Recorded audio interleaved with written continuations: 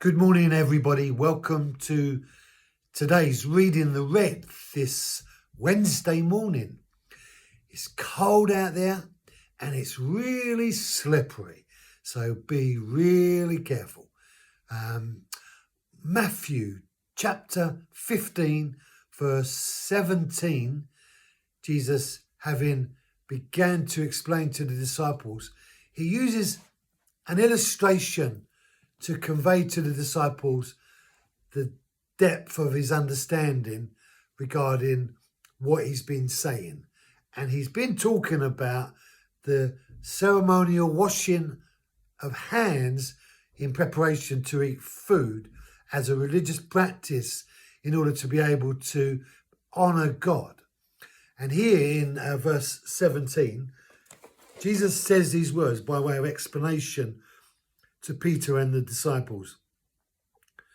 Do you not understand that everything that goes into the mouth passes into the stomach and is eliminated? And that word eliminated means latrine, meaning, or lavatory.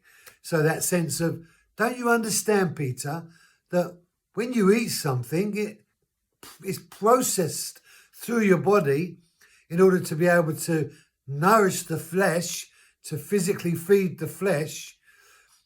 And then after it's been, as it were, extracted, all the goodness extracted, it passes through you and is in the latrine. It goes into the lavatory. It passes through you and it's gone. It's eliminated. It's here. You ate it and now it's done with. It's gone. And so he uses this illustration as a very down-to-earth, spoken kind of insight so that they would get it. And they would think to themselves, as anyone would, well, yeah, that's what happens. You know, we eat and we go to the toilet. That's how it works.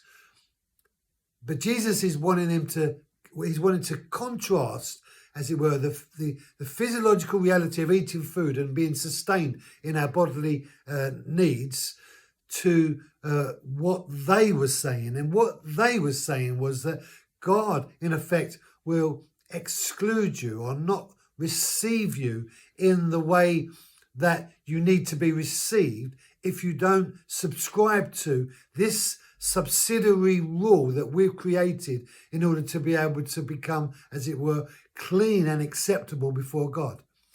And there is a temptation always, even in grace, to put these things called add-ons. They're like adding something on to what God has provided to deal with the problem. And in Israel, God provided the law to deal with the problem, but they added add-ons, subsidiary laws. And these subsidiary laws were a burden to the people. And even in grace, we can add on. And they tried to, in the early part of the church development, they tried to add on things like circumcision and other factors regarding not eating certain foods, because there is a need in humanity to contribute to what God has provided in order to, as it were, prove to God that we really mean business. And sometimes we can even do that in things like fasting, where we try to say to God, God, look at me, I'm doing really well. Or we might be serving, look at me, God, I'm doing really good. I do this and I do that and I go here and I go there. And we might be doing it with money. We might say, Lord, I give this much money and we might try and impress God. And that's called an add-on. It's trying to buy your way back to God with regards to some service that you would perform in order to get acceptable to God so that God will like you. Well, God likes you and God loves you, not because you're add-on, but because of who he is and what he has provided in Jesus. Because Jesus is the only means, and anything more than Jesus won't help you. Add-ons are not God's way. They will chase us into the grave.